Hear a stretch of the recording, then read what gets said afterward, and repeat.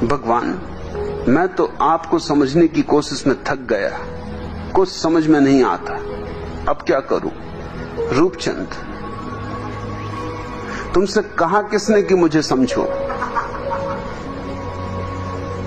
समझने की कोशिश करोगे थक ही जाओगे, क्योंकि ये काम यहां समझदारों का है ही नहीं। ये काम दीवानों का है, परवानों का है।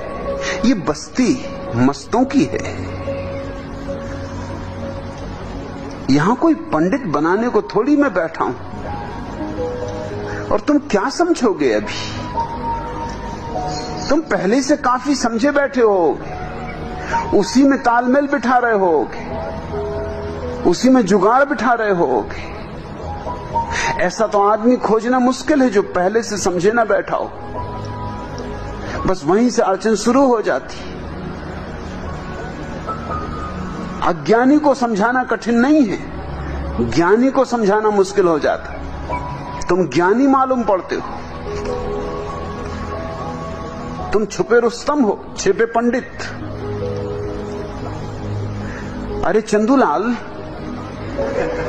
निसंतान करोड़पति से धन्नालाल की मौत पर तुम क्यों आंसू बहा रहे हो? डब्बू जी ने पूछा। क्या वे तुम्हारे करीब के रिश्तेदार थे? चंदूलाल ने दहाड़ मार कर रोते हुए कहा, नहीं थे, इसलिए तो रो रहा हूं। अपनी अपनी समझ। तुम अपनी समझ लेके यहां आओगे तो मैं जो कह रहा हूं वो नहीं समझ सकते। एक प्रसिद्ध विदेशी डॉक्टर अपने विश्व भ्रमण के दौरान भारत आया। मरीजों का तांता लग गया उसके पास। एक मरीज ने अपनी बीमारी बतलाते हुए कहा कि उसे नींद नहीं आती। विदेशी डॉक्टर ने आश्चर्यचकित होकर कहा, नहीं नहीं, ऐसा तो हो ही नहीं सकता, तुम्हें जरूर भ्रम हुआ है। तुमने नींद में ही समझा होगा कि तुम्हें नींद नहीं आती, क्योंकि मुझे तो अच्छी तरह मालूम है कि भारत में लोग सोने के सिवा कुछ भी नहीं करते। कोई दूसरी तकलीफ?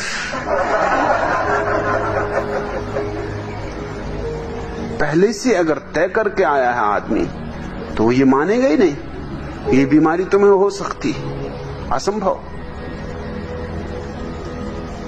तो तुमने नींद में ही सपना देखा होगा कि मुझे नींद नहीं आती। रूपचंद, अपनी समझ दरवाजे के बाहर छोड़ के आओ, फिर तुम देखोगे बातें मेरी बहुत सीधी साफ।